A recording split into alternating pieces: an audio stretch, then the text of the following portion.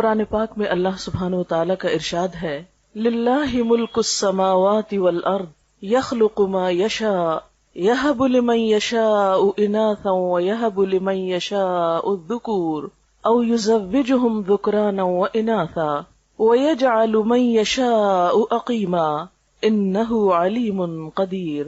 اللہ زمین اور آسمانوں کی بادشاہی کا مالک ہے، جو کچھ چاہتا ہے پیدا کرتا ہے، جسے چاہتا ہے لڑکیاں دیتا ہے، جسے چاہتا ہے لڑکے دیتا ہے، جسے چاہتا ہے لڑکے اور لڑکیاں ملا جلا کر دیتا ہے، اور جسے چاہتا ہے بانجھ کر دیتا ہے، یعنی اولاد سے محروم کر دیتا ہے۔ وہ سب کچھ جانتا ہے اور ہر چیز پر قادر ہے۔ سورۃ الشورى کی آیت نمبر 49 اور 50 میں نے آپ کے سامنے پڑھی ہے۔ اس آیت سے پتہ چلتا ہے کہ اولاد کا ملنا انسان کے لیے سراسر اللہ کا انعام ہے، اللہ تعالیٰ کی قدرت ہے، اس کا فیصلہ ہے، جس کو جو چاہے دے اور جس سے چاہے وہ روک لے۔ اولاد انسان کے لیے خوشیوں کا باعث ہوتی ہے، انسان کی آنکھوں کی ٹھنڈک ہوتی ہے، انسان کے بڑھاپے کا سہارا ہوتی ہے، انسان کی تنہائیوں میں، انسان کے غموں میں اس کی غمخوار ہوتی ہے۔ قرآن پاک میں اولاد کی نعمت کو آنکھوں کی ٹھنڈک ہونے کے لیے ایک خوبصورت دعا سکھائی گئی ہے، ربنا ہب لنا من ازواجنا وذریاتنا قرۃ اعین وجعلنا للمتقین اماما۔ اے ہمارے رب، ہمیں اپنی بیویوں اور اپنی اولاد سے آنکھوں کی ٹھنڈک دے اور ہمیں پرہیزگار لوگوں کا امام بنا دے۔ تو گویا اولاد اسی صورت میں ایک نعمت ہے جب اولاد آنکھوں کی ٹھنڈک ہے، انسان کی اطاعت گزار ہے، فرما بردار ہے، والدین کے لیے خوشی کا سبب ہے۔ اولاد نہ صرف یہ کہ اس دنیا میں انسان کے لیے باعث راحت ہے، بلکہ انسان کے مرنے کے بعد بھی اس کی نیکیوں میں اضافے کا سبب ہے۔ سورۃ یاسین میں اللہ سبحانہ وتعالیٰ فرماتے ہیں، انا نحن نحیی الموتى ونکتب ما قدموا وآثارهم وکل شیء احصیناہ فی امام مبین۔ بے شک ہم مردوں کو ضرور زندہ کریں گے، اور ہم لکھ رہے ہیں جو کچھ وہ آگے بھیجتے ہیں اور جو وہ اپنے پیچھے آثار چھوڑ رہے ہیں، اور ہر چیز کو ہم نے ایک کھلی کتاب میں لکھ رکھا ہے۔ تو انسان اپنی زندگی میں جو کچھ کرتا ہے، اپنے ہاتھوں جو کما کے آگے بھیجتا ہے، اس کا بدلہ بھی کل قیامت کے دن پائے گا، اور اس کے علاوہ انسان اپنے پیچھے جو نشان یا آثار چھوڑتا ہے، کل قیامت کے دن جا کر ان آثار کا بدلہ بھی پائے گا۔ اپنے پیچھے چھوڑے جانے والے آثار میں سب سے بڑا اثر یا سب سے بڑا نشان خود انسان کی اولاد ہے۔ ایک حدیث میں آتا ہے، رسول اللہ صلی اللہ علیہ وسلم نے فرمایا، جب انسان فوت ہو جاتا ہے تو اس کا اپنا نامہ اعمال بند ہو جاتا ہے، یعنی اب خود عمل کرنے کے قابل نہیں رہتا۔ 3 چیزیں ایسی ہیں جو اس کے بعد بھی باقی رہتی ہیں، ان میں نمبر 1 نیک اولاد ہے، یعنی انسان خود عمل نہیں کر سکتا، لیکن نیک اولاد جو اچھے کام کرتی ہے وہ مرنے کے بعد بھی والدین کو فائدہ دیتے ہیں، خصوصاً ان کی دعا۔ تو فرمایا نیک اولاد جو اپنے والدین کے لیے دعائیں کرتی ہے۔ نمبر 2 صدقہ جاریہ، یعنی اچھے کاموں میں مال کا خرچ کرنا جو مرنے کے بعد بھی انسانیت کی بھلائی اور فلاح کے لیے منصوبے جاری رہیں، یعنی ان منصوبوں میں خرچ کرنا جو انسانیت کی فلاح و بہبود کے ہوں اور انسان کے مرنے کے بعد بھی جن کا سلسلہ جاری رہے۔ اور نمبر 3 وہ علم جس سے فائدہ اٹھایا جائے، یعنی دوسرے انسانوں کی زندگی میں جو روشنی لائے۔ اللہ سبحانہ و تعالیٰ نے ہم سب کو تاکید کی ہے کہ ہم صرف اپنے آج کے لیے کام نہیں کریں، اپنے کل کے لیے بھی کریں۔ ہم صرف اپنی ذات پر توجہ نہ دیں، اپنی اولاد کو بھی قابل توجہ سمجھیں۔ ہمارے لیے صرف ہمارے اپنے اعمال ہی نہیں، ہماری اولاد کے اعمال بھی ہمارے حق میں یا خلاف حجت بن سکتے ہیں۔ جہاں اولاد انسان کے لیے نیکیوں میں اضافے کا سبب ہے، وہاں قیامت کے دن بعض اولاد دشمن کا کردار ادا کرے گی۔ اولاد کو قرآن میں دشمن بھی بتایا گیا ہے کہ ان من ازواجکم و اولادکم فتنہ، تمہاری اولاد اور تمہارا مال جو ہے وہ تمہارے لیے فتنہ ہے۔ ان من ازواجکم و اولادکم عدو لکم، تمہاری اولاد اور تمہاری بیویوں میں سے بعض تمہارے دشمن بھی ہو سکتے ہیں۔ حدیث میں آتا ہے کہ قیامت کے دن ایک انسان آئے گا جس نے بہت نیکیاں کی ہوں گی، لیکن اس کو بتایا جائے گا کہ اس کی اولاد اس کی نیکیاں کھا گئی۔ جس طرح دنیا میں انسان کی اولاد کی خامیاں یا بدعمالیاں یا بد کرداریاں والدین کی عزت پر بٹا لگانے والی ہوتی ہیں، اسی طرح قیامت کے دن بھی بعض لوگوں کی اولاد ان کے لیے وبال جان ہوگی۔ تو والدین اور اولاد کا باہم تعلق ایسا ہے جسے آپ ختم نہیں کر سکتے، کاٹ نہیں سکتے. یہ خون کا رشتہ ایسا رشتہ ہے کہ جسے اگر بظاہر آپ آنکھ بھی کر دیں تو وہ آپ اپنے سے الگ نہیں کر سکتے، نظروں سے دور کر کے بھی دل سے دور نہیں کر سکتے. تو انسان کی خیر اور بھلائی اسی میں ہے کہ وہ اپنی اولاد کو اپنی زندگی کی سب سے بڑی دولت سمجھے، سب سے بڑی نعمت سمجھے. کیونکہ اولاد جیسی نعمت انسان خرید نہیں سکتا، ادھار نہیں لے سکتا، کہیں سے مانگ کے نہیں لا سکتا. بسا اوقات لوگ اڈاپٹ کرتے ہیں لیکن اس میں اپنی اولاد جیسی تو بات ہی نہیں ہوتی، وہ جذبات اور وہ احساسات ہی نہیں ہوتے، وہ تعلق بنتا ہی نہیں جو خون کے رشتوں کے ساتھ ہوتا ہے. اس لیے اللہ سبحانہ وتعالیٰ فرماتے ہیں وَلْتَنظُرْ نَفْسٌ مَّا قَدَّمَتْ لِغَدٍ. ہر شخص کو دیکھنا چاہیے کہ اس نے اپنے کل کے لیے کیا کیا ہے، اپنے کل کے لیے کیسے عمل کیے ہیں، یعنی خود اپنے اعمال کی شکل میں بھی اور اپنی اولاد کی شکل میں بھی. اگر انسان اپنے پیچھے نیک اولاد چھوڑ کر جاتا ہے تو وہ ہر نماز میں اپنے والدین کے لیے دعا کرتے ہیں. نماز کے اختتام پر مشہور دعا جو سب کو آتی ہے، اس کا معنی کیا ہے؟ رب اجعلنی مقیم الصلاۃ ومن ذریتی ربنا وتقبل دعا ربنا اغفر لی ولوالدی وللمؤمنین یوم یقوم الحساب. اے رب مجھے اور میری اولاد کو نماز کا پابند بنا، قائم کرنے والا بنا. اے ہمارے رب دعا قبول فرما.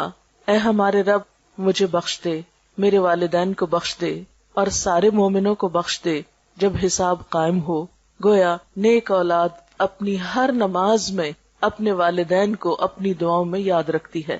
اگر شعوری طور پر یاد کر کے دعا کرنا بھول بھی جائے تو نماز کی پابندی کی صورت میں ہر نماز کے آخر میں زبان سے دعا نکلتی ہی ہے، اس کے بغیر تو نماز مکمل ہی نہیں ہوتی.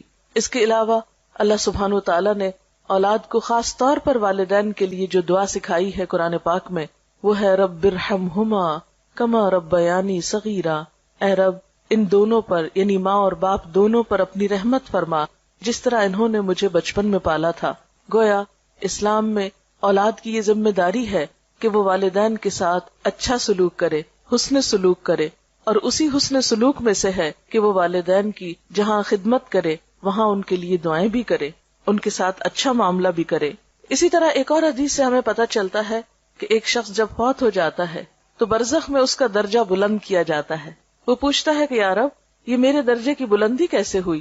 تو اسے بتایا جاتا ہے کہ تمہارے بعد تمہاری اولاد جو دعا کر رہی ہے تمہارے لیے، اس کی وجہ سے یہاں تمہارا درجہ بلند ہو رہا ہے. تو والدین کی دعائیں اولاد کے لیے اور اولاد کی دعائیں والدین کے لیے قبول ہوتی ہیں. لیکن یاد رکھیے کہ یہ سب کچھ انسان کو اسی وقت نصیب ہو سکتا ہے جب انسان اپنی ذمہ داری پوری کرے. یعنی اگر ہم اپنی اولاد کی تربیت کے لیے کوشش کریں گے، اس کے لیے محنت کریں گے، دعائیں مانگیں گے، اس چیز پر توجہ دیں گے تو انشاءاللہ اولاد بھی اچھی ثابت ہوگی. ہاں، بہت کم ایسا بھی ہوتا ہے کہ والدین اپنا فرض پوری طرح ادا کرتے ہیں لیکن اولاد معاشرے یا ماحول کے اثر سے والدین کا حق ادا نہیں کرتی. تو ہم دیکھتے ہیں کہ دنیا کے جتنے بھی نیک لوگ گزرے ہیں انہوں نے صرف اپنی نیکی کی فکر نہیں کی بلکہ اپنے ساتھ اپنی اولاد کی نیکی کی بھی فکر کی ہے. اور خاص طور پر مرتے وقت انہیں یہ فکر کم تھا کہ ہماری اولاد کھائے گی کہاں سے، رہے گی کہاں پر. یہ فکر زیادہ تھا کہ ہماری اولاد ہمارے بعد کام کیسے کرے گی. اور اس میں ہم دیکھتے ہیں حضرت ابراہیم اور حضرت یعقوب علیہ السلام کی مثال. وَوَصَّى بِهَا إِبْرَاهِيمُ بَنِيهِ وَيَعْقُوبُ يَا بُنَيَّ إِنَّ اللَّهَ اصْطَفَى لَكُمُ الدِّينَ فَلَا تَمُوتُنَّ إِلَّا وَأَنْتُمْ مُسْلِمُونَ. ابراہیم علیہ السلام نے اور یعقوب علیہ السلام نے اپنے بچوں کو وصیت کی. وصیت کہتے ہیں مرنے سے پہلے انسان اپنی اولاد کے حق میں کچھ تاکیدیں کر جائے. انہوں نے اپنی اولاد کو کیا وصیت کی کہ اے میرے بچوں، اللہ نے تمہارے لیے اس دین کو چن لیا تو تمہیں موت ہرگز نہ آئے مگر یہ کہ تم مسلمان ہو، یعنی ہمارے بعد تم حالت اسلام پر ہی زندہ رہنا. اسی طرح پھر فرمایا ام کنتم شہداء اذ حضر یعقوب الموت.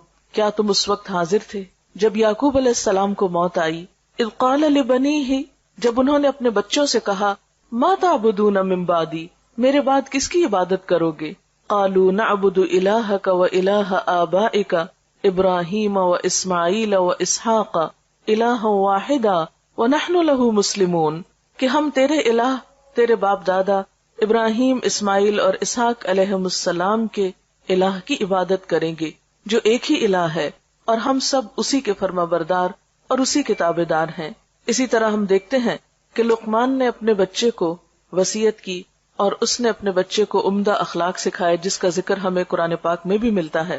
ان کے بارے میں آتا ہے وَلَقَدْ آتَيْنَا لُقْمَانَ الْحِكْمَةَ أَنِ اشْكُرْ لِلَّهِ، اور آگے جا کر وہ اپنے بچے کو بہت ساری نصیحتیں کرتے ہیں جس میں وہ اپنے بچے کی اچھی اخلاقی حالت یعنی عبادات کے ساتھ ساتھ اسے اچھا اخلاق بھی سکھاتے ہیں، جس میں خصوصی طور پر تکبر سے بچنے کے لیے کہتے ہیں اور لوگوں سے اچھی طرح بات کرنے کے لیے کہتے ہیں، اور آواز کی طرف بھی توجہ دلاتے ہیں کہ دیکھو بہت چیخ چلا کے بات نہ کرنا، کیونکہ سب سے ناپسندیدہ آواز گدھے کی آواز ہوتی ہے، لوگوں سے منہ موڑ کے بات نہ کرنا، اور اسی طرح کی اور بہت سی نصیحتیں۔ اسی طرح ہم دیکھتے ہیں کہ حضرت زکریا علیہ السلام اپنے اولاد کے لیے دعا کرتے ہیں، اور خصوصاً جب ان کے پاس ابھی اولاد نہیں بھی تو وہ اس کی پیدائش سے پہلے دعا کرتے ہیں کہ ربی ہب لی من الصالحین۔ حضرت اسماعیل علیہ السلام کے بارے میں آتا ہے کہ کانا یأمر اہلہ بالصلاۃ والزکاۃ، کہ وہ اپنے گھر والوں کو نماز اور زکوٰۃ کا حکم دیتے تھے۔ تو اس سے پتہ چلتا ہے کہ جتنے بھی اللہ والے گزرے ہیں اور انبیاء ان میں سر فہرست ہیں، انہوں نے اپنی اولاد کی نیکی، اچھے اخلاق اور اچھے کردار کی ہمیشہ فکر کی، اور اس کی انہیں تلقین بھی کرتے رہے۔ جہاں وہ خود ان کے لیے ایک عملی نمونہ تھے، ایک اچھی مثال تھے، وہاں اس کے ساتھ ساتھ انہوں نے اس کی خاص طور پر فکر بھی کی۔ اور یاد رکھیے کہ اچھی تربیت اولاد کا حق ہے۔ والدین اپنی اولاد کے لیے جو کچھ بھی کماتے ہیں، جو کچھ بھی چھوڑتے ہیں، جو بھی فکر کرتے ہیں، ان میں سب سے بہترین تحفہ جو ماں باپ اپنے بچوں کو دے سکتے ہیں وہ اچھی تربیت کا تحفہ ہے۔ رسول اللہ صلی اللہ علیہ وسلم نے فرمایا، کوئی والد اپنی اولاد کو اس سے بڑھ کر تحفہ نہیں دے سکتا جتنا بہترین تحفہ اچھا ادب اور اچھا اخلاق ہے۔ یعنی ماں باپ اولاد کو جو سب سے خوبصورت گفٹ یا بہترین تحفہ دے سکتے ہیں وہ اچھا ادب اور اچھا اخلاق ہے، کیونکہ اولاد کا اچھا سلوک اور اچھا برتاؤ سب سے بڑھ کر والدین ہی کی خوشی کا سبب ہوتا ہے۔ کیونکہ اگر آپ اولاد کو اچھا اخلاق سکھاتے ہیں تو وہ اچھا اخلاق سب سے پہلے خود آپ ہی کے کام آئے گا، کیونکہ سب سے قریبی رشتہ تو آپ ہی کا ہے ان کے ساتھ۔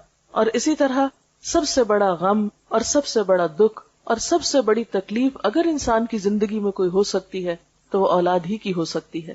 اس لیے اگر اولاد اچھی ہے تو انسان کے لیے ہر طرف خوشیاں ہی خوشیاں ہیں، خواہ اس کے پاس کھانے کو بہت نہ بھی ہو یا اس کے پاس بہت بڑی جائیداد نہ بھی ہو، لیکن اولاد کی فرما برداری، اولاد کی خدمت، اولاد کا اچھا سلوک والدین کے لیے بے پناہ خوشیوں اور راحت کا سبب ہوتا ہے۔ ایک اور روایت میں آتا ہے، یعنی رسول اللہ صلی اللہ علیہ وسلم نے فرمایا کہ آدمی کے لیے کسی کو خیرات میں ڈھیر سارا مال دینے سے بہتر ہے کہ اپنے بیٹے کی اچھی تربیت کرے اور اس کو نیک عادتیں سکھانے میں روپیہ خرچ کرے۔ یعنی حتیٰ کہ مال خرچ کرنے میں بھی انسان کو راہ بتائی گئی کہ بہترین جگہ جہاں انسان اپنا مال خرچ کر سکتا ہے وہ اولاد کی تربیت ہے۔ اس میں ہمیں ایک مشہور واقعہ تاریخ کا ملتا ہے ربیہ الرائی کا۔ ان کے والد نے شادی کی اور ابھی ربیہ اپنے والدہ کے پیٹ میں ہی تھے کہ باپ کو کہیں جانا پڑ گیا۔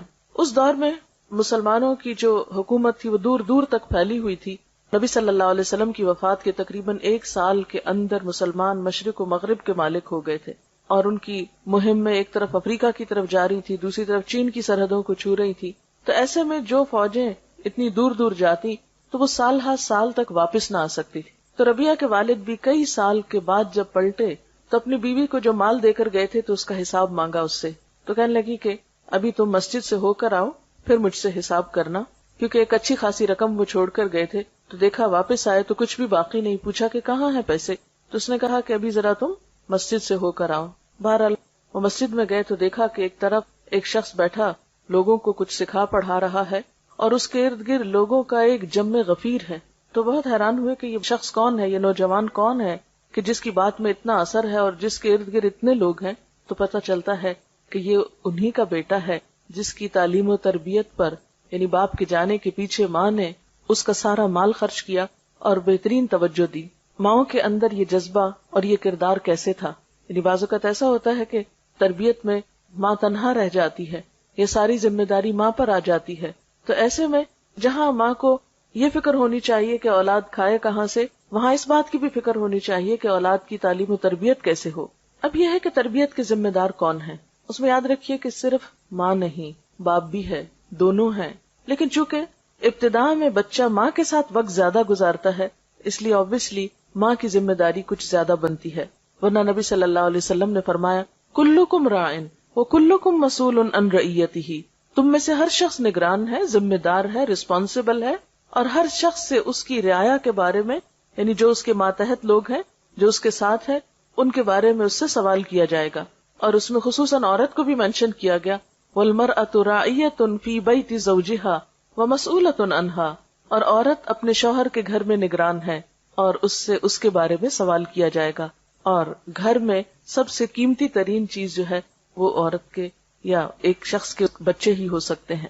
یعنی گھر کی قیمتی ترین چیزوں میں سب سے قیمتی چیز انسان کی اولاد ہے. اب ہم یہاں یہ دیکھیں گے کہ پھر والدین اپنی اولاد کی تربیت کب شروع کریں اور تربیت کس موقع سے ہونی چاہیے، یعنی کب سے شروع ہونی چاہیے. تو بات یہ ہے کہ تربیت دنیا میں آنے سے پہلے سے شروع ہو جانی چاہیے، یعنی اولاد کی کیئر اور اولاد کو اچھے اخلاق اور اچھے کردار سکھانے کے لیے. یہ نہیں کہ جب بچے بڑے ہو جائیں اور شروع میں ہم یہ کہتے رہیں کہ ابھی تو بچے چھوٹے ہیں، جب بڑے ہوں گے تو دیکھا جائے گا. نہیں، بچپن سے ہی، یعنی ان کی پیدائش سے پہلے ہی اس بات کی فکر کرنی چاہیے. اور پیدائش کے وقت تو ہر بچہ معصوم ہوتا ہے، جیسے حدیث میں آتا ہے کہ ہر بچہ فطرت پر پیدا ہوتا ہے. یہ اس کے ماں باپ ہوتے ہیں جو اس کو یہودی یا عیسائی یا کچھ اور بنا دیتے ہیں. اب ایک بچہ جو بالکل پاک صاف اور معصوم ہے، ایک صاف کتاب کی طرح ہے، اس کو آپ کیا بناتے ہیں یہ آپ پر ڈیپینڈ کرتا ہے کہ آپ اس کی تربیت کس طرح کرتے ہیں. جیسا کہ پہلے میں نے عرض کیا کہ تربیت کا آغاز یا تربیت کی ابتدا جو ہے وہ پیدائش سے پہلے ہونی چاہیے. لہٰذا ہم دیکھیں گے کہ دوران حمل، یعنی ایک بچے کی ولادت سے پہلے ماں کو کیسا کردار ادا کرنا چاہیے. اور اس بات کی جو تحقیق ہے کہ ولادت سے پہلے ہی بچے کے اوپر ماں کے جذبات اور احساسات اور اس کے رویے کے اثرات پڑنا شروع ہو جاتے ہیں، یہ معروف بات ہے اور ایک ثابت شدہ حقیقت ہے. ایک بزرگ کے پاس کوئی خاتون گئی یہ پوچھنے کے لیے کہ میں اپنے بچے کی تربیت کیسے کروں. تو انہوں نے پوچھا کہ بچے کی عمر کیا ہے. تو جب عورت نے بتایا تو کہا کہ تربیت کی عمر تو گزر چکی، اس لیے کہ تربیت تو پیدائش سے پہلے شروع ہوتی ہے. کیونکہ بعض جگہوں پر آتا ہے کہ 3 سال میں بچے کی ابتدائی شخصیت مکمل ہو جاتی ہے، بعض جگہوں پر 5 سال کا ذکر آتا ہے، بعض 7 سال کہتے ہیں. یعنی بچہ اپنی عمر کے ابتدائی حصے میں جو کچھ جذب کر جاتا ہے وہ بعد کی زندگی میں اتنا نہیں کرتا. اگر یہ نہیں کہ وہ وقت ختم ہو جاتا ہے، بڑے ہو کر تربیت ہو نہیں سکتی، لیکن اہم ترین وقت جو ہے وہ پیدائش سے پہلے اور پیدائش سے بعد کا ہے. پیدائش سے پہلے یا دوران حمل جو ہے اس میں ماں کے جو بھی احساسات اور جذبات ہوتے ہیں وہ بچے پر براہ راست اثر انداز ہوتے ہیں، کیونکہ بچہ اپنی غذا لینے میں، اپنے تمام چیزوں میں مکمل طور پر ماں پر انحصار کر رہا ہوتا ہے. جب ماں کے خون سے وہ غذا لے رہا ہوتا ہے اور خون انسان کے سارے جسم میں گردش کرتا ہے، تو جو انسان کے سوچیں ہوتی ہیں یا غم یا غصہ یا خوشی یا اطمینان یا پریشانی کی جو بھی کیفیت ہوتی ہے وہ اس خون کے ساتھ بچے تک بھی منتقل ہو رہی ہوتی. اسی طرح جب بچے کی نشو و نما ایک خاص حد تک پہنچ جاتی ہے اور وہ سننے لگتا ہے، حتیٰ کہ یہاں تک کہا جاتا ہے کہ بیرونی آوازیں تک اس کو پہنچتی ہیں اور وہ ان آوازوں اور بیرونی ماحول کے اثرات بھی قبول کر رہا ہوتا ہے. اور اس کا باقاعدہ تجربہ کیا گیا کہ بچوں کو مختلف آوازیں سنائی گئی پریگنینسی کے دوران، اور پیدائش کے بعد بچے ان آوازوں سے مانوس تھے، لہٰذا جب وہ روتے تو ان کو وہی مخصوص آواز سنائی جاتی تو خاموش ہو جاتے، جیسے کسی خاص میوزک کی آواز یا کسی خاص ماحول کی جو اثرات ہیں. تو بچہ اگرچہ ابتدا میں بول نہیں سکتا، کچھ کر نہیں سکتا، صرف رو کر ہی اپنے سارے جذبات کا اظہار کرتا ہے، لیکن وہ بہت کچھ اس حال میں بھی سیکھ رہا ہوتا ہے، جذب کر رہا ہوتا ہے. تو اس میں سب سے پہلی اور بنیادی چیز جو ہے وہ نیک اولاد کی دعا ہے. یعنی پیدائش سے پہلے کثرت سے اولاد کی نیکی اور اچھے اخلاق کی دعائیں مانگنی چاہیے. یہ دعائیں ہمیں قرآن پاک سے ملتی ہیں. مثلاً رب ہب لی من الصالحین، اے اللہ مجھے نیک اولاد عطا کر. رب ہب لی من لدنک ذریۃ طیبہ، اے اللہ مجھے اپنے پاس سے پاکیزہ اولاد عطا کر. اسی طرح ربنا ہب لنا من ازواجنا وذریاتنا قرۃ اعین، اے اللہ ہمیں ہمارے شوہر مانگے تو بیوی کے لیے، ہمیں ہماری بیویوں اور ہماری اولادوں میں سے آنکھوں کی ٹھنڈک عطا کر. یہ دعائیں انسان کو ڈیورنگ پریگنینسی کثرت کے ساتھ پڑھنی چاہیے، خصوصاً نمازوں کے بعد. ایسا نہیں کہ کوئی خاص مخصوص وظیفہ ہے کہ کسی ایک کونے میں بیٹھ کے آپ روز 1000 تسبیح پڑھ لیں اور اس کے بعد جو چاہیں کریں. نہیں، اس کو ریگولرلی اپنی نمازوں کا حصہ بنا لے اور جب تک ولادت ہو نہیں جاتی اس وقت تک یہ دعا پڑھتے رہیں. پھر اسی طرح دوران حمل کثرت کے ساتھ ذکر کرنا، اچھے پازیٹیو خیالات رکھنا. پھر اسی طرح یہ ہے کہ دوران ولادت انسان جب دعا کرے تو اس میں خاص طور پر حضرت مریم علیہ السلام کی والدہ نے جو دعا پڑھی تھی اس دعا کو بھی آپ پڑھ سکتے ہیں. قرآن پاک میں اس کے بارے میں آتا ہے انی اعیذھا بک وذریتھا من الشیطان الرجیم، کہ میں تجھے اور تیری اولاد کو شیطان مردود سے اللہ کی پناہ میں دیتی ہوں. آپ صلی اللہ علیہ وسلم نے فرمایا ہر بچے کو پیدا ہوتے ہی شیطان ٹھوکا لگاتا ہے سوائے مریم کے اور عیسیٰ ابن مریم کے، کیونکہ حضرت مریم کی والدہ نے یہ دعا کی تھی کہ اللہ میری اولاد کو اور پھر آگے اس کی اولاد کو شیطان سے محفوظ رکھنا. تو دعاؤں میں خاص دعا یہ بھی کر سکتے ہیں کہ اللہ تعالیٰ ہماری اولاد کو شیطان سے بچا کر رکھے. پھر اسی طرح دوران پیدائش انسان آیت الکرسی پڑھ سکتا ہے، اللہ کا ذکر کر سکتا ہے. بعض لوگ اس موقع پر اللہ کا ذکر نہیں کرتے کہ اب تو ناپاکی کی کیفیت ہے یا کوئی ڈسچارج وغیرہ شروع ہو گیا ہے. نہیں، ذکر کرنے سے کوئی بھی چیز آپ کو نہیں روکتی. یعنی جب ولادت کا وقت قریب ہو تو اس میں انسان چل پھر رہا ہو یا ہاسپٹل میں ہو یا لیٹا ہوا ہو، کسی بھی مرحلے پر اللہ کے ذکر سے کوئی چیز آپ کو روک نہیں سکتی.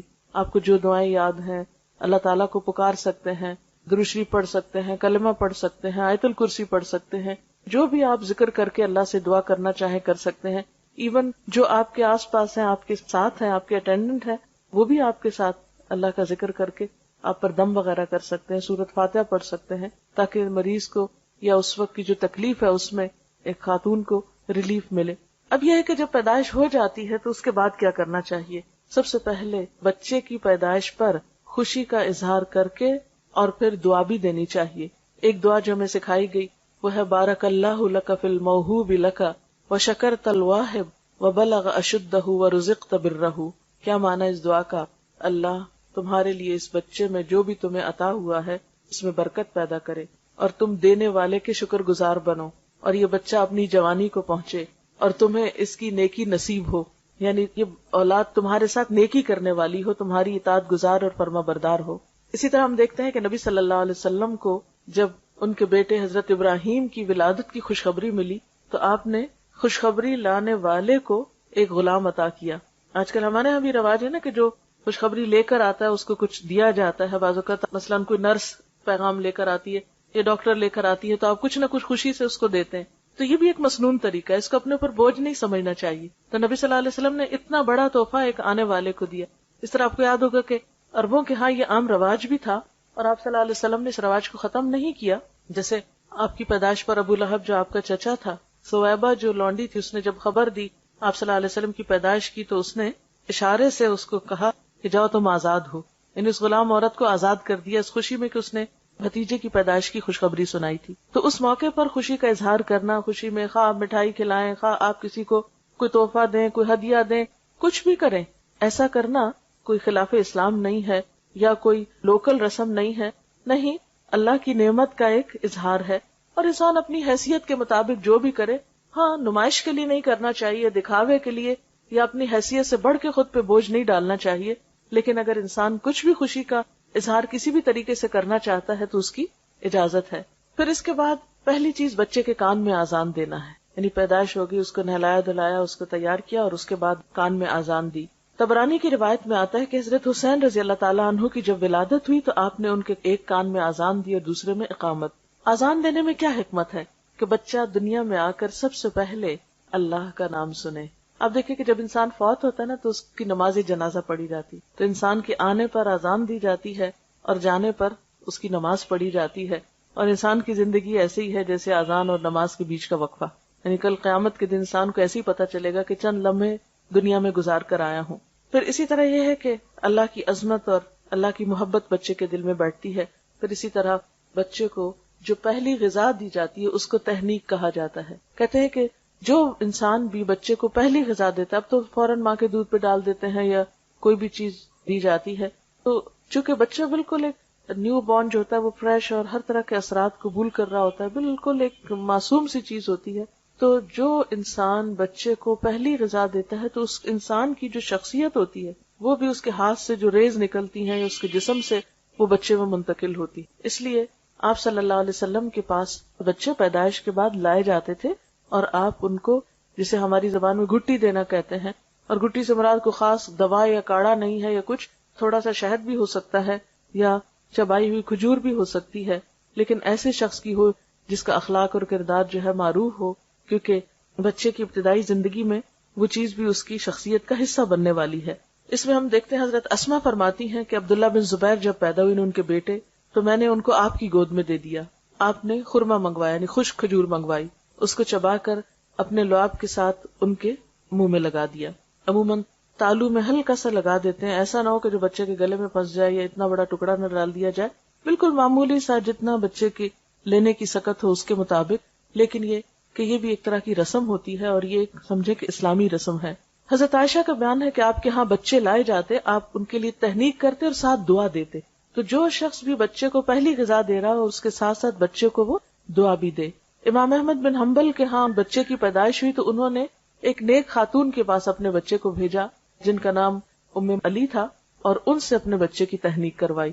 اسے بھی پتہ چلتا ہے کہ مرد کے علاوہ عورت بھی یہ کر سکتی ہے، یعنی یہ صرف مرد ہی نہیں کہ کوئی بہت بزرگ ہوں یا اللہ والے ہوں، گھر میں کوئی خاتون بھی ہو سکتی ہیں کوئی اچھے اخلاق اور کردار کی کہ جس کا آپ چاہیں کہ بچے کے اندر اس کی شخصیت کا بھی اثر جائے۔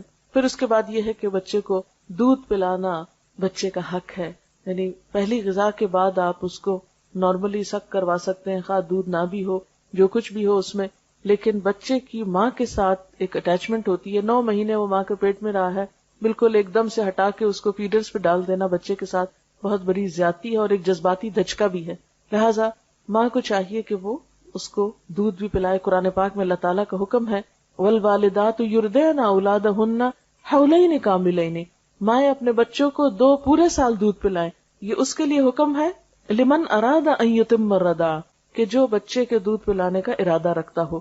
ہاں عربوں میں رواج یہ تھا کہ بعض اوقات خود نہیں مائیں دودھ پلاتی تھی، دایا کو دے دیا جاتا، جو شہر سے باہر بادیہ میں عورتیں بچوں کو لے جاتی، مخصوص قبیلے ہوتے تھے جو بچوں کو پالا کرتے تھے جن کی عورتیں خود صحت مند تھی، تو ان صحت مند عورتوں سے بچوں کو دودھ پلوایا جاتا اور بچے کی نشو و نما ایک کھلی آب و ہوا میں کی جاتی۔ وہ ان کا ایک کلچر تھا، ہمارے لیے ضروری نہیں کہ ہم بھی ایسے ہی کوئی طریقہ اختیار کریں، لیکن بہرحال رضاعت جو ہے یا دودھ کا پلانا جو ہے یہ بچے کا حق ہے، اور اس میں ہم دیکھتے ہیں کہ اس میں بہت سے اس کے طبی فائدے بھی بتائے جاتے ہیں، ماں کے لیے بھی فائدہ مند، بچے کے لیے، لیکن سب سے بڑی بات یہ ہے کہ بچے اور ماں کا ایک قلبی تعلق اور ایک ریلیشن شپ ڈیولپ ہوتا ہے، ایک قربت آتی ہے، ایک انڈرسٹینڈنگ ڈیولپ ہوتی ہے، یعنی ماں جب دودھ پلا رہی ہوتی ہے وہ آدھا گھنٹہ پلا رہی ہے جتنی دیر، تو وہ ایک کلوزنس کا بھی احساس ہوتا ہے، اور پھر دوبارہ ماں کے سینے میں جو خیالات ہیں، افکار ہیں، اچھی پازیٹیو سوچیں ہیں، وہ بھی دودھ کے ساتھ وہ بچے کے اندر ایک طرح سے منتقل کر رہی ہوتی ہے، کیونکہ انسان کی شخصیت پر، انسان کے اخلاق پر اس کا کھانا پینا بھی اثر انداز ہوتا ہے۔ مختلف قوموں کی جو عادات اور اخلاق اور کردار ہیں ان کے بارے میں بھی کہا جاتا ہے کہ ان کی غذا کا ان پر اثر ہے، تو اگر بچہ ماں کا دودھ لے رہا ہے تو ظاہر ہے کہ پھر ماں کے اثرات اس پر ہوں گے۔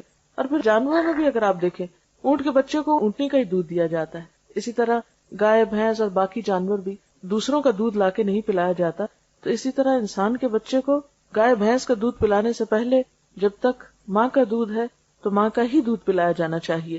پھر اسی طرح بچے کا اچھا نام رکھنا چاہیے، کیونکہ قیامت کے دن انسان کے نام سے پکارا جائے گا، تو اچھا نام جو ہے وہ ضروری ہے۔ مثلاً ہم دیکھتے ہیں کہ حضرت زکریا علیہ السلام کو اللہ تعالیٰ نے جب اولاد کی خوشخبری دی تو ساتھ ہی بچے کا نام بھی بتایا اور فرمایا کہ ہم نے ایسا نام کسی اور کا نہیں رکھا، یہ دنیا میں ایک انوکھا نام ہے، یعنی اچھے نام میں معنی بھی اچھا ہو، اور اگر وہ ایک نیا نام ہو تو بھی اس میں کوئی قباحت نہیں، کیونکہ اللہ تعالیٰ نے حضرت یحییٰ علیہ السلام کا جب نام رکھا تو فرمایا ہم نے اس سے پہلے یہ نام کسی کو نہیں دیا۔ آپ صلی اللہ علیہ وسلم نے فرمایا قیامت کے روز تمہیں اپنے ناموں سے پکارا جائے گا، اس لیے اچھے نام رکھا کرو۔ اور حدیث میں آتا ہے اللہ کو تمہارے ناموں میں سے عبداللہ اور عبد الرحمن سب سے زیادہ پسند ہیں، اور آپ نے یہ بھی فرمایا کہ انبیاء کے ناموں پر نام رکھو۔ پھر اسی طرح بچے کے سر کے بال منڈوانا یہ 7ویں دن کیا جاتا ہے، اور اسلامی اعتبار سے یہ ایک پسندیدہ کام ہے۔ عربوں کے ہاں یہ ایک طریقہ جاری تھا جسے اسلام میں بھی جاری رکھا گیا، اور حضرت حسن اور حسین رضی اللہ تعالیٰ عنہما کے سر منڈوانے کا آپ نے حکم دیا، اور پھر بالوں کے وزن کے برابر چاندی بھی صدقہ کی، یعنی ساتھ ہی بچے کا صدقہ بھی نکالا جائے۔ اور اطباء یہ کہتے ہیں کہ جب بچے کے سر کے بال مونڈے جاتے ہیں تو سر کی جو سرکولیشن ہے وہ تیز ہوتی ہے اور اس کے جو سینسز ہیں وہ پراپرلی فنکشن کرتے ہیں. اس لیے بعضوں کا سننے میں آتا ہے کہ نہیں اتنے چھوٹے بچے کے بال نہیں کٹوانے چاہیے، لیکن اسلامی طریقہ بھی ہے اور یقیناً اس میں بہت سے فوائد بھی ہیں. پھر اسی طرح عقیقے کا حکم بھی دیا گیا ہے. عقیقے کا اصل تو 7واں دن ہے، لیکن اگر انسان بعد میں بھی کر لے تو کوئی حرج نہیں، کوئی فرض کے درجے میں نہیں کہ 7ویں دن میں ہی ہو. اگر انسان کسی بھی وقت کر لیتا ہے تو وہ ہو جاتا ہے. اور اس میں لڑکے کی طرف سے 2 بکرے اور لڑکی کی طرف سے 1، اور یہ کسی ڈسکریمنیشن کی وجہ سے نہیں. آپ دیکھیں کہ جو عرب لڑکی کو زندہ دفن کر دیتے تھے، اگر اس کی طرف سے 2 بکرے دینے ہوتے تو ان کے لیے اور زیادہ مشکل بات تھی، اس لیے ان پر بوجھ نہیں ڈالا گیا، انسانی نفسیات کی رعایت کی گئی ہے. آپ صلی اللہ علیہ وسلم نے عقیقے کے بارے میں فرمایا کہ لڑکا اپنے عقیقے کے ساتھ گروی ہے جو 7ویں دن اس کی طرف سے ذبح کیا جائے گا اور اس کا نام رکھا جائے گا اور سر کے بال اتارے جائیں گے. یعنی یہ تینوں کام 7ویں دن کرنا مسنون ہے، اگرچہ آگے پیچھے بھی کیا جا سکتا ہے. عقیقے کے ساتھ گروی ہونے کا مطلب یہ کہ ایک طرح سے بندھا ہوا ہے، جب اس کی طرف سے یہ صدقہ ہو جاتا ہے تو گویا وہ ایک بندھن سے آزاد ہو جاتا ہے. پھر اسی طرح لڑکے کا ختنہ کرانا جو ہے یہ بھی مسنون ہے، یعنی اسلامی سنت ہے. آپ صلی اللہ علیہ وسلم نے فرمایا 5 چیزیں فطرت میں داخل ہیں: ختنہ کرنا، زیر ناف بال صاف کرنا، مونچھیں منڈوانا، ناخن تراشنا اور بغل کے بال اکھاڑنا. یعنی یہ ایک فطرت کا طریقہ ہے جو ہر جگہ پر رائج ہے، اور زائد بالوں کو اور جسم کو صاف رکھنا جو ہے یہ اسلامی لحاظ سے پسندیدہ ہے.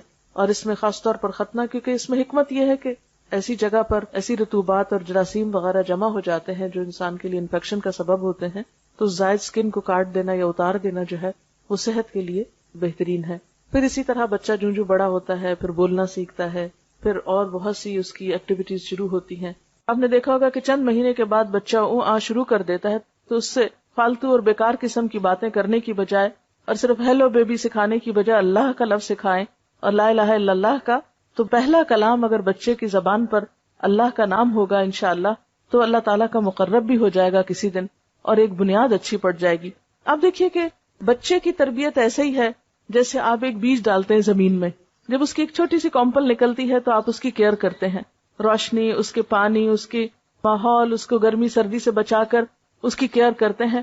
اور مالی اس وقت تک اس کی نگہداشت کرتا ہے اس پودے کی جب تک کہ وہ پودا پوری طرح مضبوط نہیں ہو جاتا. اور پھر بھی آپ نے دیکھا ہوگا کہ جس باغ کے اندر کیئر کرنے والا مالی موجود ہو اس باغ کے پودوں کا رنگ ہی کچھ اور ہوتا ہے.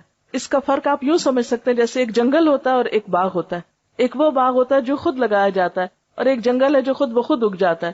تو وہ بچے جن کی تربیت نہیں ہوتی، جن کی تراش خراش نہیں ہوتی، وہ ایک جنگل کی طرح بڑھتے ہیں. اور اسی طرح وہ بچے جن کی تراش خراش ہوتی ہے، تربیت ہوتی ہے، وہ ایک بہترین مالی کے لگائے ہوئے باغ کی طرح ہوتے ہیں جو ایک ایک پودے کا خیال رکھتا ہے اور اس میں زرد پتے بھی نکالتا ہے اور اس کی ٹرمنگ بھی کرتا ہے، اس کی شاخوں کو فالتو بکھرنے اور پھیلنے سے بھی بچاتا ہے اور خاص شیپ دیتا ہے. اس کو ایک ایک چیز کی فکر ہوتی ہے. تو بالکل تربیت کا عمل بھی ایک طرح سے ایک مالی کے عمل سے ملتا جلتا عمل ہے. اور پھر ہم دیکھتے ہیں کہ بچوں کی تربیت میں یہ نہیں کہ ہم نے شروع میں چند ایک یہ ریچولز کر دی اور ہم فارغ ہو گئے. نہیں، وہ تو زندگی بھر کا ساتھ ہے. جب تک بھی بچہ آپ کے ساتھ ہے آپ یہ کام کرتے چلے جائیں گے. پہلی چیز جو اب اگلے مرحلے پہ شروع ہوتی ہے وہ بولنا ہے. نبی صلی اللہ علیہ وسلم کا طریقہ کیا تھا؟ آپ نے فرمایا کہ جب تمہاری اولاد بولنے لگے تو اس کو لا الہ الا اللہ سکھا دو، پھر مت پرواہ کرو کہ کب مرے، اور جب دودھ کے دانت گر جائیں تو نماز کا حکم دو، یعنی 7 سال کی عمر میں. اسی طرح حدیث میں یہ بھی آتا ہے کہ آپ کے خاندان میں جب کسی بچے کی زبان کھل جاتی تو آپ اس کو سورۃ الفرقان کی دوسری آیت سکھاتے. وہ آیت ہے الذی لہ ملک السماوات والارض ولم یتخذ ولدا ولم یکن لہ شریک فی الملک وخلق کل شیء فقدرہ تقدیرا. وہ خدا جو آسمان اور زمین کی بادشاہی کا مالک ہے، جس نے کسی کو بیٹا نہیں بنایا، جس کے ساتھ بادشاہی میں کوئی شریک نہیں ہے، جس نے ہر چیز کی تخلیق کی اور پھر اس کی موضوع تقدیر مقرر فرمائی. تو نبی صلی اللہ علیہ وسلم اپنے خاندان کے بچوں کو جب بولنے پہ آ جاتے تو سب سے پہلی آیت یہ حفظ کروایا کرتے تھے. پھر اسی طرح ہم دیکھتے ہیں کہ تربیت کے کچھ اور بھی رہنما اصول ہیں. مثلاً بچوں کے ساتھ محبت اور شفقت کے ساتھ پیش آنا. آپ صلی اللہ علیہ وسلم نے فرمایا وہ ہم میں سے نہیں جو بچوں کے ساتھ شفقت نہیں کرتا، بچوں کے ساتھ رحمت سے پیش نہیں آتا، اور جو ہمارے بڑوں کی عزت نہیں کرتا. ابتدائی سالوں میں خاص طور پر بچے کے ساتھ محبت اور شفقت کا سلوک کرنا چاہیے. اس میں خصوصاً میں ماؤں سے یہ کہنا چاہوں گی کہ بچے بعض اوقات تنگ کرتے ہیں مثلا چھوٹے بچے جب دانت نکال رہے ہوتے ہیں تو ماؤں کے جسم کو چبانا شروع کر دیتے ہیں، یا بعض اوقات بال کھینچتے ہیں، یا بعض اوقات روتے ہیں، تنگ کرتے ہیں، سر مارتے ہیں، بہت سی تکلیفیں دیتے ہیں بچے بچپن میں بھی. ایسے تمام مواقع پر صبر سے کام لینا اور خوشی کے ساتھ اور خندہ پیشانی کے ساتھ ان چیزوں کو برداشت کرنا ضروری ہے. بعض مائیں بے حوصلہ ہو کر بچے کو چھوٹی سی عمر میں مارنے لگتی ہیں، بعض اوقات ہاتھ دباتی ہیں، بعض اوقات دھکا دے دیتی ہیں، بعض اوقات چیخنے لگتی ہیں. یہ چیزیں بچے کی تربیت پر ایک نیگیٹو اثر ڈالتی ہیں، ان سے پرہیز کرنا چاہیے. دیکھیں ماں کے 3 درجے کیوں زیادہ ہیں؟ اسی وجہ سے کہ ماں تکلیفیں زیادہ اٹھاتی ہے تربیت میں اور اس کی اپ برنگنگ میں. آپ صلی اللہ علیہ وسلم ہمیشہ بچوں کے ساتھ پیار اور محبت کا برتاؤ کرتے تھے، اور حضرت حسن کے بارے میں آتا ہے کہ ان کو پیار سے جب اٹھاتے تو اپنی زبان کی سرخی نکال کے دکھاتے.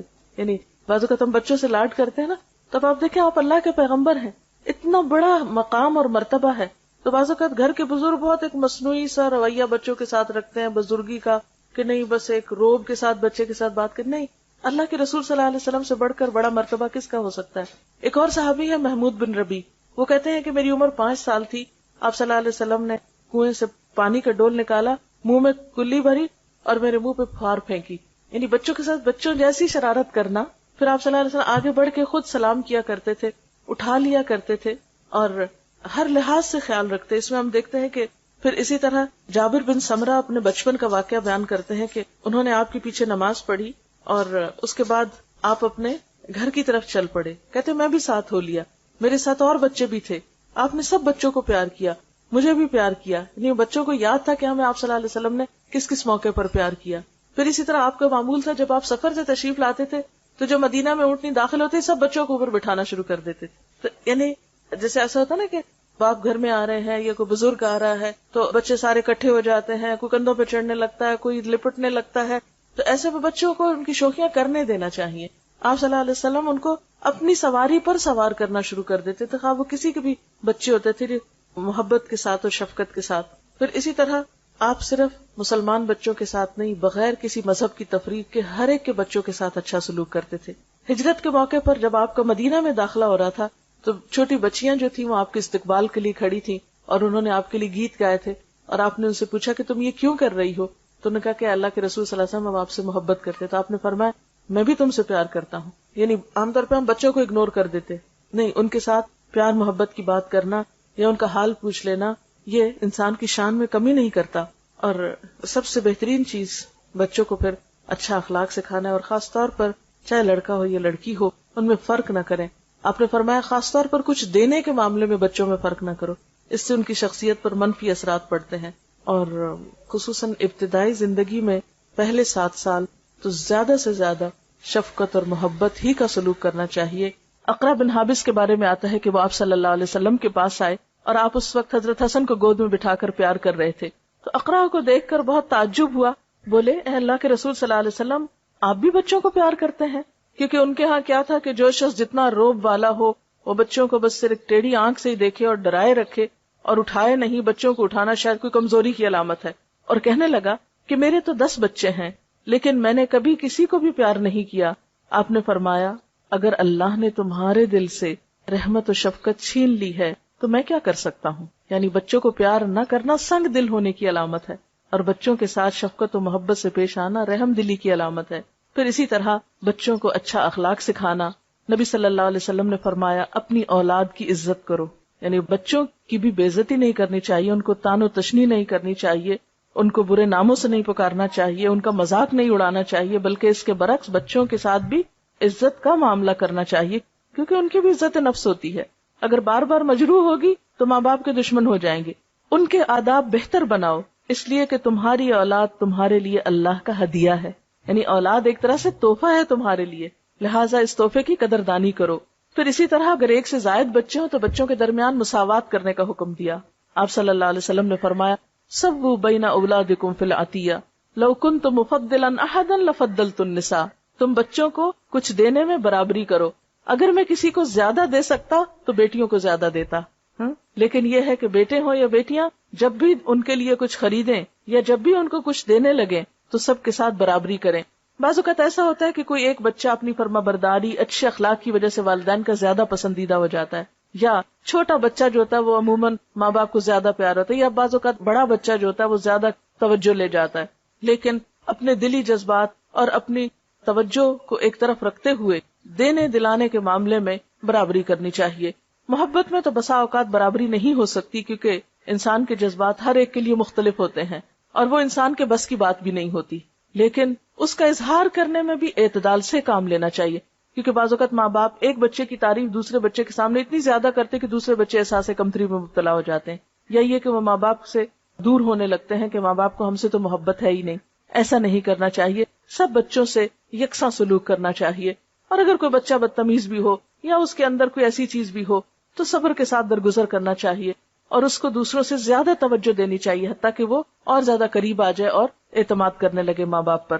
پھر اسی طرح بچوں کی تعلیم و تربیت کا اہتمام کرنا. حضرت عمر فرماتے ہیں کہ والد پر اولاد کے حقوق میں سے یہ بھی ہے کہ انہیں لکھنا پڑھنا سکھائے اور انہیں حلال خوراک مہیا کرے.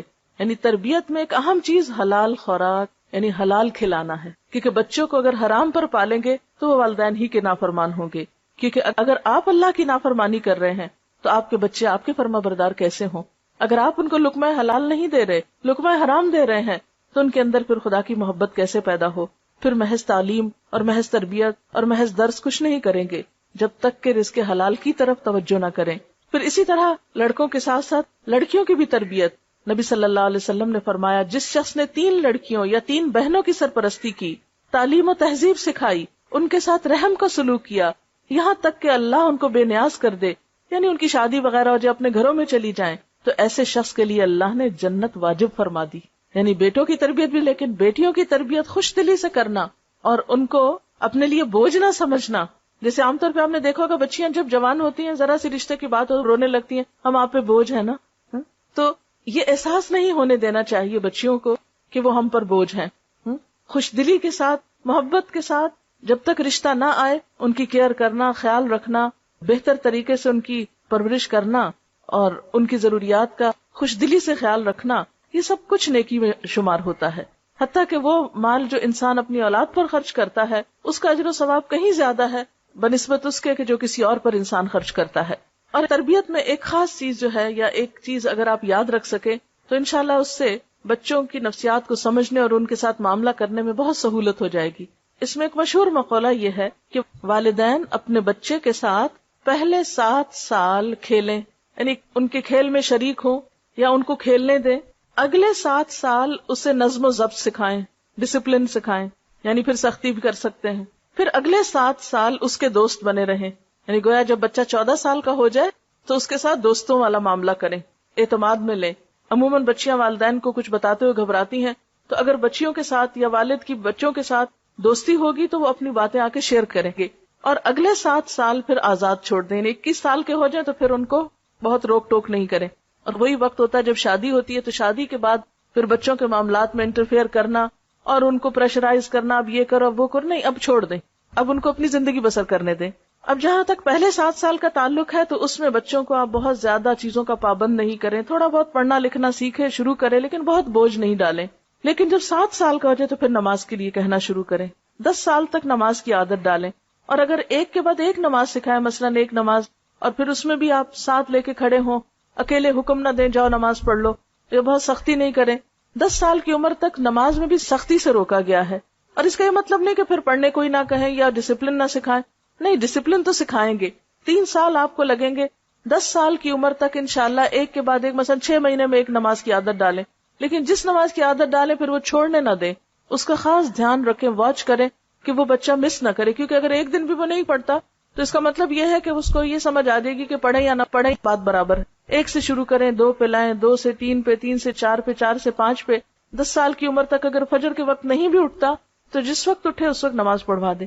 پھر اس کے بعد اگر شروع میں صرف فرض نماز کا کہیں اور پھر جو بڑا ہوتا جائے پھر سنت بھی ساتھ، اور جب بالغ ہو جائیں پھر ایسی تعلیم و تربیت کا اہتمام کریں کہ بچوں کے دل میں اللہ کی محبت بھی پیدا ہو چکی ہو، رسول اللہ صلی اللہ علیہ وسلم کی محبت بھی ہو، بڑوں کا ادب اور احترام بھی ہو، اور اس کے ساتھ ساتھ اپنے واجبات اور اپنی ذمہ داریوں کو بھی نبھانے کا طریقہ ان کو آ چکا ہو. جیسے بچوں کے ساتھ پہلے 7 سال کھیلنے کی بات ابھی ہوئی، نبی صلی اللہ علیہ وسلم حضرت حسن اور حسین رضی اللہ تعالی عنہما کے ساتھ کس طرح کا معاملہ کرتے تھے. حدیث میں آتا ہے کہ جب آپ نماز پڑھ رہے ہوتے تھے تو یہ دونوں آپ کی پیٹھ پہ چڑھ جاتے.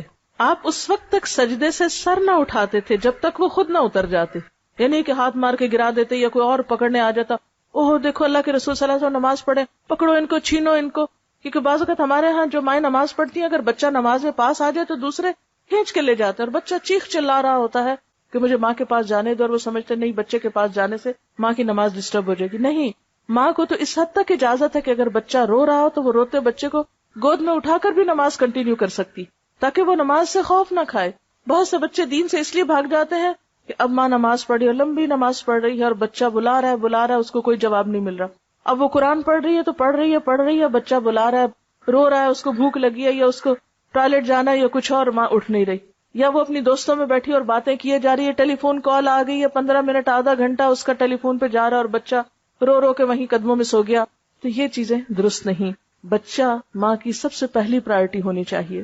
اور پھر نبی صلی اللہ علیہ وسلم سے بڑھ کر کس کی عبادت ہو سکتی ہے، کس کی نماز میں اس سے بڑھ کر خشوع و خضوع ہو سکتا ہے. لیکن آپ نماز کے سجدے سے سر نہ اٹھاتے تھے جب تک بچے خود نہ اٹھ جاتے. بعض اوقات کسی بچے کے رونے کی آواز آتی تو آپ نماز مختصر کر دیتے تھے، لمبی نماز نہیں پڑھاتے تھے، یعنی جماعت کے ساتھ. اسی طرح حضرت امامہ جو آپ کی نواسی تھی، حضرت زینب کی بیٹی، ان کے بارے میں آتا ہے کہ آپ صلی اللہ علیہ وسلم بعض اوقات ان کو کندھے پر بٹھا کے نماز شروع کر دیتے، یعنی قیام میں کندھے پہ بٹھا لیتے تھے. یعنی صرف لڑکوں کو نہیں، اگر چھوٹی بچی بھی ہے تو مرد کی نماز میں کوئی خلل نہیں ہے اس سے. اور وہ آپ کے ڈائریکٹ اپنے بچے نہیں تھے، بیٹی کے بچے تھے، نواسے تھے، لیکن اس کے باوجود بھی آپ ان کے ساتھ محبت و شفقت کا معاملہ کرتے حتیٰ کہ نمازوں کے دوران بھی. پھر اسی طرح بچوں کو ڈرانے دھمکانے سے پرہیز کرنا چاہیے. عام طور پہ مائیں جب کوئی بات بچے نہ مانے تو وہ بلی آ جائے گی، وہ کتا آ جائے گا، وہ جن آ گیا، وہ فلاں آ گیا. بچے تو بچے ہوتے ہیں، ان کو خوف اور محبت کا نہیں پتا ہوتا، یہ ماں باپ ہی ان کے دلوں میں ڈالتے ہیں. تو بچوں کو بزدل نہ بنائیں چھوٹی چھوٹی چیزوں سے ڈرا کر. اور پھر یہ کہ خاص طور پر جھوٹ بول کر، کہ کوئی چیز ایسی ہو نا جس سے ڈرا کے آپ بچے کو کوئی بات منوا رہے ہو. کیونکہ نبی صلی اللہ علیہ وسلم نے بچوں کے ساتھ بھی جھوٹ بولنے سے منع فرمایا ہے. ایک صحابی کے بارے میں آتا ہے کہ انہوں نے آپ کی موجودگی میں بچے کو بلایا کہ ادھر آؤ میں کچھ دیتی ہوں. آپ نے فرمایا کیا دینا ہے تم کو؟ اس نے کہا کچھ بچے کو کھانے کی چیز دینی. آپ نے فرمایا اگر تم نے بچے کو بلا کر یہ چیز نہ دی ہوتی تو تمہارے حق میں تمہارے اعمالنامے میں جھوٹ لکھا جاتا. اسی لیے بچوں کے ساتھ جھوٹے وعدے نہیں کرنے چاہیے. اچھا تم یہ کرو تو تم کو یہ لے کر دیں گے، وہ بچہ کام کر لے اور اس کے بعد آپ اپنے وعدے سے مکر جائیں. یا تو آپ اتنے لمبے چوڑے وعدے کریں ہی نہ، کیونکہ بچے بعض اوقات مطالبے کرتے ہیں، اچھا ہم یہ کریں، آپ یہ کریں گے ہمارے ساتھ، تو آپ صاف کہتے ہیں نہیں یہ نہیں ہوگا. ڈسپلن اسی چیز کا نام ہے. جو کرنا ہے وہ بتا دیں یہ ہو سکتا ہے، اور جو نہیں کرنا وہ نہیں ہو سکتا. پھر اسی طرح بعض اوقات مائیں بچوں کے بارے میں ان کے سامنے ان کی موجودگی میں تبصرہ شروع کر دیتی ہیں. باپ کے گھر داخل ہوتے ہی بچوں کی شکایتیں اللہ اعلان ہونے لگتی ہیں، یا بعض اوقات اپنی دوستوں سے ڈسکس کر رہی ہوتی ہیں اور بچوں کے سامنے ہی. یہ چیزیں بچے کی عزت نفس کو مجروح کر دیں. ہم بعض اوقات سوچتے ہیں تو بچہ ہی، اس کو کیا خبر. نہیں، بچے کو بہت پتا ہوتا ہے. اور آج کے بچے تو شاید ہم سے بھی زیادہ ذہنی طور پر ان کا IQ لیول جو ہے وہ بہتر ہے. اور ڈسپلن سکھانے میں یہ بات نہیں ہے کہ اس کی ہر جائز ناجائز خواہش پوری کر دیں یا ضد پوری کر دیں. نہیں، کبھی پوری کریں اور کبھی نہیں. اچھائی برائی کی پہچان دیں. کچھ چیزوں میں پھر آپ کو صبر سے کام لینا ہوگا. مثلا بعض بچوں کی عادت ہی ہوتی ہے کہ ماں باپ نے کوئی بات نہیں مانی، رونا دھونا شروع کر دی، رو دھو کے بات منوا لی. اب جب آپ بے جا ضد ایک دفعہ پوری کر دیتے تو ان کو بھی ایک طریقہ ہاتھ آ جاتا ہے کہ جو بات یہ نہیں مانتے ویسے تو رو کے منوا لی جائے. تو اس میں پھر آپ کو صبر و تحمل سے کام لینا. اگر آپ نے ایک دفعہ کسی چیز میں نہ کہہ دی تو پھر کسی قیمت میں ہاں نہیں ہونی چاہیے. لیکن نہ کہنے سے پہلے سوچ سمجھ کر نہ کریں. یہ نہیں کہ ہر چیز پہ قسمیں کھانا شروع کر دیں یا نہ یا ہاں شروع کر دیں. اس میں ماں کا اپنا کردار بے حد اہم ہے. تو ہمیں تربیت میں صرف جذباتیت سے کام نہیں لینا، بہت سوچ سمجھ کے ساتھ، اور اس موضوع پر مختلف چیزوں کا مطالعہ کرتے رہنا، پڑھتے رہنا، لوگوں سے مشورہ کرتے رہنا، تربیت کا طریقہ سیکھنا. عربی کا ایک محاورہ ہے کہ جس کے پاس خود کچھ نہیں وہ کسی دوسرے کو کچھ نہیں دے سکتا.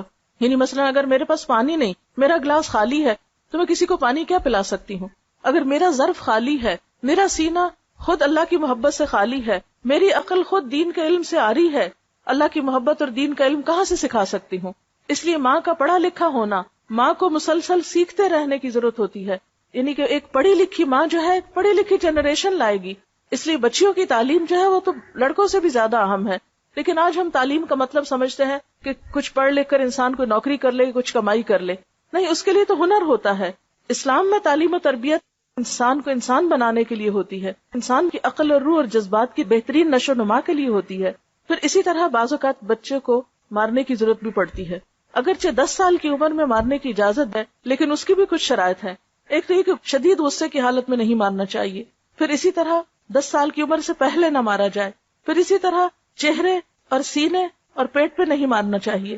پھر اسی طرح 3 ضربوں سے زائد نہیں لگانی چاہیے. ایسی ضرب نہیں جس سے نشان پڑ جائے بچے پہ. اور اگر کبھی ایسی ضرورت پڑے تو تنہائی میں بچے کے ساتھ آپ ایک آدھ لگا سکتے ہیں، لیکن لوگوں کے بیچ میں بیٹھے بیٹھے ادھر سے دھپ مارا، ادھر سے ہاتھ مروڑے، ادھر سے کان کھینچے، ادھر سے بال کھینچے، ادھر سے دھکا دے دیا، یہ سب بہت ہی زیادتی کی باتیں ہیں. یہ تربیت کے لیے سخت نقصان دہ ہیں، کیونکہ جس کی آپ عزت نہیں کر رہے اس کی آپ تربیت کر ہی نہیں سکتے. تربیت کرنے کے لیے بھی دوسرے کو اعتماد میں لینا اور اس کو عزت دینا بے حد ضروری ہے. اور اس میں صرف ڈانٹ ڈپٹ یا صرف اصول قاعدے ہی نہیں چلیں گے، اس میں سٹوری ٹیلنگ جو بے حد اہم ہے. انبیاء علیہ السلام کے قصوں سے شروع کریں، صحابہ کرام کے قصے سنائیں، اور دنیا کے بڑے بڑے انسانوں کے قصے جنہوں نے دنیا میں کچھ بڑے بڑے کام کیے، تاکہ بچوں کے سامنے اچھے رول ماڈلز آئیں، ان کو بھی محنت کا شوق پیدا ہو. پھر اسی طرح یہ ہے کہ بچوں کو بہت زیادہ ناز و نام کا عادی نہیں بنانا چاہیے، کیونکہ یہ بچوں کی اپنی ہی زندگی کے لیے نقصان دہ ہو جاتا ہے. اس میں بچوں کو اپنے ہاتھ سے کام کرنے کی عادت، اور اسی طرح خصوصاً نیکی کے کام کی عادت، اس میں ان کے ہاتھ سے صدقہ بھی کروایا کیجیے. ضرورت مند رشتہ داروں کو دلوانا، بڑوں کو گھر میں عزت دینا. کھانے کا وقت ہے تو یہ نہیں بچوں کو ہمیشہ اہمیت دیں اور کہ بچے آنا پہلے کھا لیں، نہیں، بڑوں سے شروع کریں. وہ بڑوں کو اہمیت دیں، بڑوں کو جگہ دیں، بڑوں کے لیے کھڑے ہوں، بڑوں کی عزت کریں. یہ سب کچھ ماں سکھائے گی بچے کو. اگر بچوں میں کچھ کھٹ پٹ ہو گئی تو ہر ماں جا کے اپنے بچے کی حمایت کرنا شروع کر دی گئی، یہ جاننے کی کوشش نہیں کرتی کہ ہو سکتا ہے کہ قصور اس کے بچے کا ہو. تو ہمیشہ عدل و انصاف سے کام لینا چاہیے، اپنے بچوں کے درمیان بھی اور اپنے بچوں اور رشتہ داروں کے بچوں میں بھی اگر کوئی کھٹ پٹ ہو جائے. اسی طرح حکمت و دانش سے کام لینا ہوگا. پھر اسی طرح بعض اوقات نبی صلی اللہ علیہ وسلم کا طریقہ یہ تھا کہ وہ سوال و جواب کے انداز میں تربیت کیا کرتے تھے، کہ بچے زندگی کے مختلف مواقع پر مختلف چیزوں کے بارے میں جاننا چاہتے ہوتے، اور والدین سے زیادہ ہمدرد اور رہنما کوئی نہیں ہو سکتا. لیکن اگر کسی وقت آپ سمجھیں کہ آپ اپنے بچے کے ساتھ بہتر کمیونیکیشن نہیں کر سکتے، آپ کسی اچھے انسان کی بھی مدد لے سکتے ہیں کہ جو آپ کے بچے کے ساتھ اچھی کمیونیکیشن کر سکے. عام طور پر پہلے جب فیملی سسٹم ہوتے تھے یا خاندانی نظام مضبوط تھا تو ہم نے دیکھا ہوگا کہ بچوں کی تربیت صرف ماں نہیں کرتی تھی، دادی کا بھی حصہ ہوتا تھا، نانا نانی کا بھی حصہ ہوتا تھا. آپ کو اپنے بچپن یاد ہوں گے جو خواتین ہیں بڑی، کہ بعض اوقات باقاعدہ پلان کے تحت آپ رشتہ داروں کے گھر جاتے تھے، وہ آپ کے گھر چھٹیاں گزارنے آتے تھے، اور اس طرح خاندان قریب آتے تھے. اب جب سے ہر شخص مصروف ہو گیا ہے، رشتہ داروں کا بھی آپس میں آنا جانا، ایک دوسرے کے گھر جا کے رہنا، باہم جذبات کو شیئر کرنا، یہ سب چیزیں ختم ہوتی چلی جا رہی ہیں. لہٰذا خود غرضی کا عنصر بڑھتا چلا جا رہا ہے. تو جب ہم بچوں کو خود غرضی پہ پالتے ہیں تو پھر بڑے ہو کر وہ ہماری پرواہ کرنا بھی بھول جاتے ہیں. عام طور پہ مائیں جب بچوں کو کھانا کھلا رہی ہوتی ہے تو کہتی تم کھا لو ورنہ وہ کھا لے گا. تو جب وہ کھا لے گا کا خوف دلا دیتے ہیں بچے کو اور وہ سے بچا کے سب کچھ رکھتے ہیں، تو پھر بڑے ہو کر بچوں کے دلوں میں وسعت کہاں سے آئے گی، وہ دوسروں کے ساتھ شیئر کس طرح کر سکیں گے. لہٰذا اگر آپ چاہتے ہیں کہ آپ کے بچے کی اچھی تربیت ہو تو صرف خود اکیلے نہیں، اپنے خاندان کو ساتھ لے کر آپ کو چلنا ہوگا، کیونکہ ان کا آپ کے بچوں پر اثر ہوگا اور آپ کے بچے ان کو آئیڈیالائز کریں گے. اور اگر کہیں ایسا موقع نہ ہو تو اچھے دوست اور اچھے لوگوں کے ساتھ دوستی جو ہے وہ بھی بچوں پر اثر انداز ہوتی ہے. ایسے لوگوں کے گھروں میں جانا کہ جن کے بچے خود تربیت یافتہ ہوں، بچے ان سے بہت کچھ سیکھ رہے ہوتے ہیں. پھر اسی طرح اسکول میں جو کچھ کر رہے ہوتے ہیں اس کی خیر خبر رکھنا، اور پھر خصوصی طور پر جو جذبات کے اظہار میں ڈسپلن قائم کرنا، یہ بے حد ضروری ہے.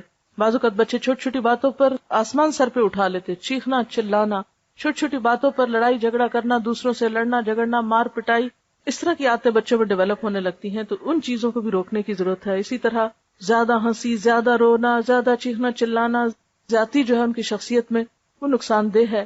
اس کا سبب معلوم کر کے اس کا علاج کیا جا سکتا ہے. اور اپنی بات اس پر اختتام کروں گی کہ بچہ اگر محبت میں جیتا ہے تو اعتماد سیکھتا ہے، تانوں میں جیتا ہے تو احساس کمتری کا شکار ہوتا ہے، نفرت میں جیتا ہے تو نفرت دینا سیکھتا ہے، گھٹے ہوئے ماحول میں جیتا ہے تو شرمیلا ہو جاتا ہے. اس لیے بچے کی تربیت کے لیے بہترین چیز اچھا ماحول ہے، کیونکہ ہر انسان اپنے ماحول کی پیداوار ہوتا ہے. اب دیکھیے کہ بعض اوقات ہم سمجھتے ہیں کہ بس ٹھیک ہے ہماری چوائس ہے، ہم بچوں کی اچھی تربیت کریں یا نہ کریں. بعض اوقات ہم سمجھتے ہیں کہ بس چوائس کی بات ہے، بس ہمت ہے، توفیق ہے، موقع ہے، کر سکتے ہیں تو اچھی تربیت کر لیں. نہیں، قرآن پاک میں اللہ سبحانہ و تعالیٰ فرماتے ہیں اے لوگو جو ایمان لائے ہو، اپنے آپ کو اور اپنے گھر والوں کو آگ سے بچاؤ. ان بچوں کو آگ سے بچانا ہماری ذمہ داری ہے. ایسا نہ ہو کہ یہ اپنے دین سے دوری کی بنا پر یا کسی بھی غلط کام کی بنا پر آخرت میں ناکامی سے دوچار ہوں. ہمارے دلوں کو چین کیسے آ سکتا ہے اگر ہمارے بچے کامیاب نہ ہوں؟ دنیا میں بھی ناکام ہو تو تکلیف ہوتی ہے، اور آخرت کی ناکامی تو بہت ناکامی ہے. اللہ تعالیٰ سے دعا ہے کہ وہ ہمیں اپنی ذمہ داری کو بہترین طریقے پر ادا کرنے کی توفیق عطا فرمائے، تاکہ ہماری اولاد ہمارے لیے صدقہ جاریہ ہو اور ہمارے لیے دنیا میں بھی آنکھوں کی ٹھنڈک اور ہماری آخرت میں بھی ہمارے اعمال میں اور ہمارے درجات میں اضافے کے سبب بنے۔ وآخر دعوانا ان الحمد للہ رب العالمین۔ سبحانک اللہم وبحمدک، نشہد ان لا الہ الا انت، نستغفرک ونتوب الیک۔ والسلام علیکم ورحمۃ اللہ وبرکاتہ۔